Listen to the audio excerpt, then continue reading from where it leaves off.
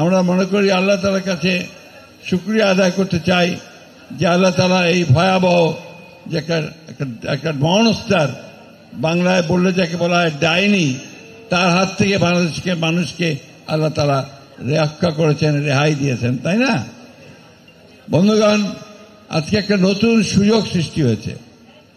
আমাদের মানুষ, আমরা 15 বছর এই মানুষগুলো যুদ্ধ করেছে, সংগ্রাম করেছে, লড়াই করেছে। আমাদের ছেলেরা শেষ সময়ে তারা 34 দিন তারা সংগ্রাম করেছে, লড়াই করেছে, এবং তাদেরই সম্মিলিত প্রচেষ্টায় আমরা 5ই আগস্ট এই ভয়াবহ দানবের হাত থেকে মুক্তি পেয়েছি। ঠিক, এখন তো আমাদের সামনে একটা নতুন স্বপ্ন যে খুব অল্প সময়ের মধ্যে এই যে সরকার এসছেন, ডক্টর ইউনূসের সরকার, আমরাই তাকে নিয়ে এসেছি, যে তিনি তার প্রধান দায়িত্ব যেটা হচ্ছে এই যে অতি অল্প সময়ের মধ্যে তিনি সবকিছু গুছিয়ে নিয়ে একটা লেভেল প্লেইং ফিল্ড তৈরি করবেন এবং সেখানে তিনি একটা নির্বাচনের ব্যবস্থা করবেন।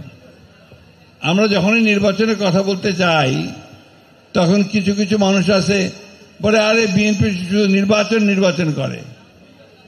তো নির্বাচনই তো করব, কারণ সমস্ত সংগ্রাম তো আমাদের হয়েছে নির্বাচনের জন্য, এবং সেই নির্বাচনের মধ্য দিয়ে আমরা যদি একটা সরকার গঠন করতে পারি, তাহলে আমরা জনগণের কাছে যে প্রতিজ্ঞা করেছি 31 দফা, যার মধ্যে দেশটাকে সুন্দর একটা দেশ তৈরি করবার কথা বলা আছে, সেই 31 দফাকে আমরা বাস্তবায়িত করতে পারব। কিন্তু নির্বাচন যদি না হয় তাহলে কে করবে সেটা? জনগণের সমর্থন তো সরকারের পেছনে থাকতে হবে। এই সরকার যে আছে এটাকে আমরা সমর্থন দিচ্ছি। কেন দিচ্ছি?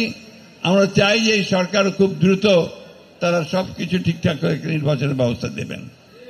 তার মানে এই না যে তারা অনির্দিষ্ট কালের জন্য ওই সংস্কার করবেন আর নির্বাচন হবে না, জনগণ তার প্রতিনিধি পাবে না, জনগণ তার নির্বাচিত প্রতিনিধি দেশ চালাতে পারবে না। এটা কি আপনারা চান? আপনারা ভাইরা বলেন তো, এই যে এখন যদি নির্বাচিত সরকার না হয় তাহলে কি আপনারা খুশি হবেন? নিশ্চয়ই নির্বাচিত সরকার আপনারা চান, যে সরকার আপনাদের কাছে জবাবদিহি করবে, যে সরকার আপনাদেরকে জবাব দেবে তাদের ভালো মন্দ কাজের জন্য, এবং একটা নির্দিষ্ট সময়ের জন্য তারা নির্বাচিত হবে। তারা জানে যে নির্বাচন যদি হয় তাহলে বিএনপি বিপুল সংখ্যাগরিষ্ঠতায় নির্বাচিত হবে। সুতরাং এই দেশে একটা বিশৃঙ্খলা সৃষ্টি করা, একটা নৈরাজ্য সৃষ্টি করা, একটা এমন অবস্থা তৈরি করা যাতে করে এখানে নির্বাচন পিছিয়ে যায়, আমরা আমাদের নেতা তারেক রহমান সাহেবের নেতৃত্বে আমরা অবশ্যই সমস্ত জাতিকে ঐক্যবদ্ধ করে আমরা জনগণের সরকার প্রতিষ্ঠা করে, জনগণের পার্লামেন্ট তৈরি করে আমরা দেশের সমস্যাগুলো সমাধান করার চেষ্টা করব। আপনাদের কাছে আমরা আগেও কথা দিয়েছি, এখনো কথা দিচ্ছি, এই দল কার তৈরি করা দল? শহীদ প্রেসিডেন্ট জিয়াউর রহমানের তৈরি করা দল, তাই না? তিনি প্রথম বাংলাদেশে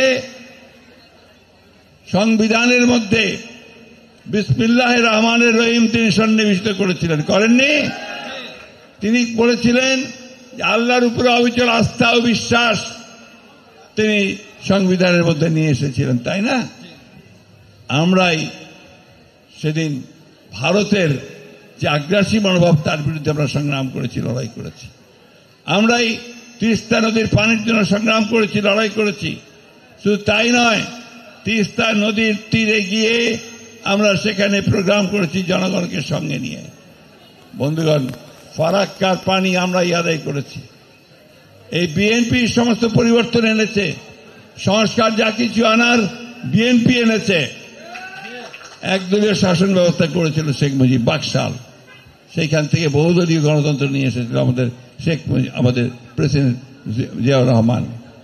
জনগণের স্বার্থে যদি কোনো বিঘ্ন সৃষ্টি করা হয় তাহলে বিএনপি আবার মাঠে নামবে, মাঠে নেমে তারা দাবি আদায় করে নিতে জানে। আমি কথাগুলো বলছি এই জন্যে যে আমাদেরকে প্রস্তুত থাকতে হবে।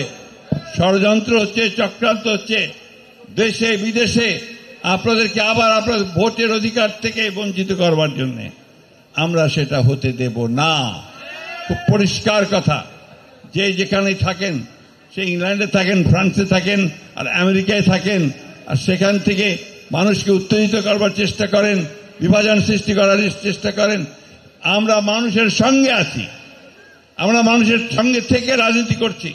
সুতরাং আমাদেরকে কেউ বিপথে পরিচালিত করতে পারবে না, বাংলাদেশের মানুষকেও কেউ বিপথে পরিচালিত করতে পারবে না। খুব পরিষ্কার কথা, আমরা ভারতের পক্ষেও নই, আমরা পাকিস্তানের পক্ষেও নেই, আমরা আমেরিকার পক্ষেও নেই, আমরা ইংল্যান্ডের পক্ষেও নেই, আমরা বাংলাদেশের পক্ষে।